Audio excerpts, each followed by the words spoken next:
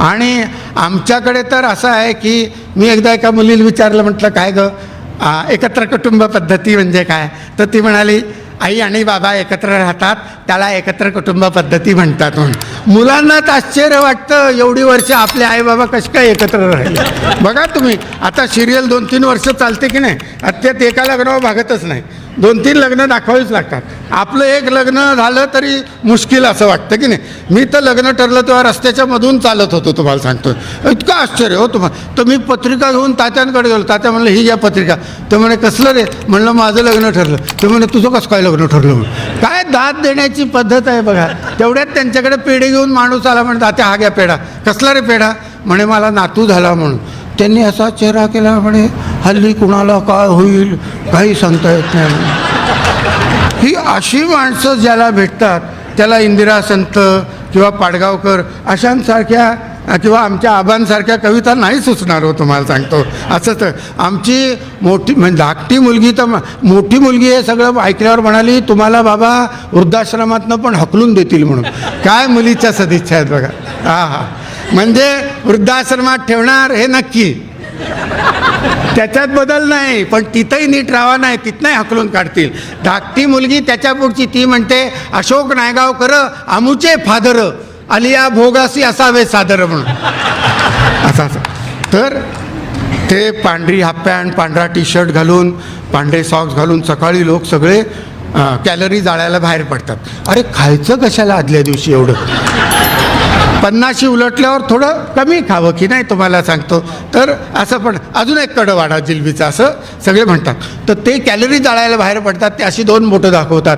आपल्याला वाटतं V for Victory किंवा यांना काय यांना 2 मतं पडली की काय, पण त्याचा अर्थ व्ही फॉर व्हॉलंटरी रिटायरमेंट असा आहे. आणि त्याच्यावर 2 ओळी लिहिल्या होत्या, निवृत्त नोकरांचे बघ काय हाल झाले. निवृत्त कसा आवाज देतील हां, त्याला काय वाटतं माझाच आवाज चांगला आहे म्हणून. निवृत्त नोकरांचे बघ काय हाल झाले, काही पिण्यात गेले काही पुण्यात गेले. काही पिण्यात गेले काही पुण्यात जाऊन ते पिण्यात गेले. असं परवा त्यांनी मला सांगितलं, पुण्यासारखी बुद्धिमत्ता मी एवढं जग फिरून आलो आहे, पण मला तुम्हाला सांगतो पुण्यासारखी बुद्धिमत्ता कुठे नाही आढळली. म्हणजे असं की त्या घराला घरपण देणारी माणसं, अशी एक जाहिरात होती बिल्डरची. मी जुन्या पुण्यातनं चाललो होतो, लाकडाच्या वखारीवर बॅनर, घराला सरपण देणारी माणसं. काय सुचतं त्याला. ते चितळ्यांची बाकरवडी आहे असा. संध्या रात्रीचा कार्यक्रम होता, उशीर झाला, दुकान बंद झालं. मी सकाळी उठून लवकर चितळ्यांच्याकडे गेलो. शटरवर गेल्याबरोबर म्हटलं अर्धा किलोचे 2 पॅक द्या. ते म्हणे देतो ना, पण आधी लाईन लावा. म्हटलं एकटाच आहे दुकानात. नाही म्हणे एकटा असलं तरी लाईनीत उभं राहावं लागतो. इतकं स्ट्रिक्ट आहे सगळं, तुम्हाला सांगतो. असं सगळं पुण्याच्या गोष्टी जाऊयात, आपल्याकडे एवढा वेळ नाही. पण मी देखील VRS घेतली, मी देखील व्हॉलंटरी रिटायरमेंट घेतली. आणि तुझ्या गळा माझ्या गळा गुंफू मोत्यांच्या माळा, असं जे काय सगळं तू असं तिसं तर झाले असं ते गडे उन्हाचे गोड चांदणे, असं जे काही रम्य चित्र असतं ना आपल्याकडे, असं सगळं ते पहिलं 2-4 महिने असतं बरं का विजय भाऊ. म्हणजे तुम्ही इथे कदाचित कबूल नाही करणार, पण सत्य सांगणं हे कवीचं कर्तव्य आहे. नंतर पहिले ते 3-4 महिने निघून गेल्यानंतर 25 वर्षानंतर पुलाखालून सगळं पाणी वाहून जातं. आणि नंतर चहा घ्या हां, काय स्वर आहे बघा, चहा घ्या हां. आणि रामूला चहा देताना रामू चहा घे हो, वाफ निघून जाते. कारण रामू निघून गेला तर दुसरा रामू मिळणं कठीण असतं.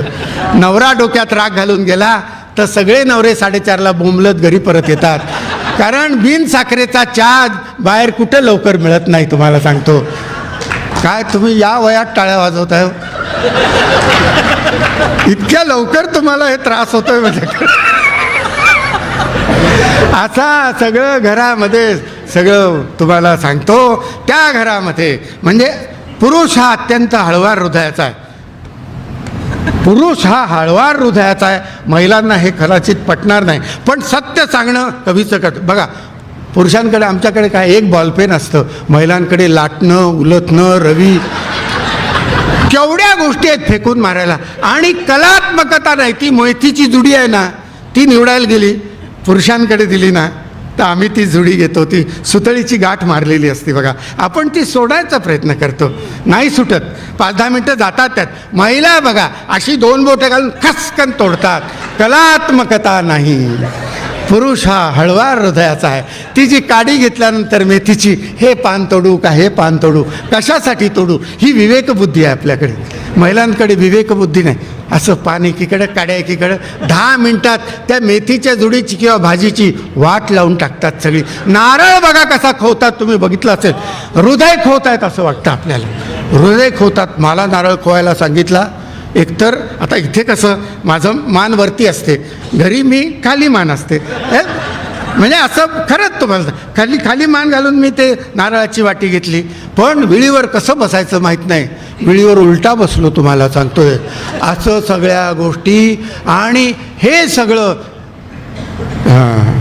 तर मला वाटलं शुद्धलेखन काढायला सांगते ती काय हेडमास्टर मिस्ट्रेस शाळेची, नाही म्हणे, त्या मटक्या भिजत टाकल्यात, 2दा पाण्यातनं काढून त्याला फडक्याला गाठ मारून त्याच्यावर नीट वजन ठेवा, नशीब तुम्ही बसा असं नाही सांगितलं, नाही तर मोड कसे येत आहेत बघत बसा म्हणून सांगितलं असतं. तुम्ही आत्ता हसताय, पण माझ्यापेक्षा जास्त वाईट दिवस तुम्हाला येणार आहेत, असा माझा शाप आहे तुम्हाला सगळ्यांना. अशी माझ्यापेक्षा जास्त कामं तुम्हाला सगळ्यांना करावी लागणार आहेत, असा रामनवमीच्या दिवशीचा शाप आहे मला, तुम्हाला सांगतो. आणि त्या घरामध्ये किती क्रूरता असते हे महिला लिहूच शकत नाहीत. त्यासाठी हळवार हृदयाचा पुरुषच जन्माला यावा लागतो. टाळ्या वाजवा तुम्ही. गळ्याशी नख खुपसून अंदाज घेत क्रूरपणे त्वचा सोलली जाते दुधी भोपळ्याची, क्रूरपणे त्वचा सोलली जाते दुधी भोपळ्याची. बघा बाजारात आपण जातो, दुधी हलवा बनवायचा असेल, कवळा दुधी भोपळा हातावरनं असा त्या सालीवरनं आपण दुधी भोपळ्यावरनं असा हळवार हात फिरवतो. महिला बघा त्या देठाच्या तिथे नख खुपसून बघतात. तुम्हाला हे माहीत नाही कारण तुम्ही भलतीकडे बघत असता. तुम्हाला सपासप सुरी चालवत कांद्याची कापाकाप चालली आहे, डोळ्यांची आगाग होते आहे, शाळ्या नारळावर कोयत्याने दरोडा घातलाय. हे भाजलं जातंय वांग, हे भाजलं जातंय वांग. मला कसं भरून आलं बघा, तुम्हाला सांगतोय. एक 5-6 दिवस प्रॅक्टिस केली, तुम्हालाही भरून येईल, तुम्हाला सांगतोय. निथळतंय त्वचेतून पाणी टपटप, तडतडते मोहरी, हा अखेरचा फडफडाट कढीपत्त्याच्या पंखांचा उकळत्या तेलात. बघा चिवड्यासाठी ते फोडणी करतात, बचकाभर कढीपत्ता टाकतात, फडफड फडफड फडफड फडफड, फुलपाखरं तडफडतायत असं वाटतं आपल्या हृदयाला. आणि ही बाई त्या बाईला म्हणते काय छान तापलाय घाणा म्हणून. अरे कसल्या समानतेच्या गोष्टी करतात तुम्ही, तुम्हाला सांगतो. तिखट टाकलं जातंय भाजीच्या अंगावर, डोळ्यात तिखट टाकलं जातंय भाजीच्या अंगावर, धारेवर किसली जात आहेत गाजरं, पिळवणूक चालली आहे आंब्याची, पिळवणूक चालली आहे आंब्याची.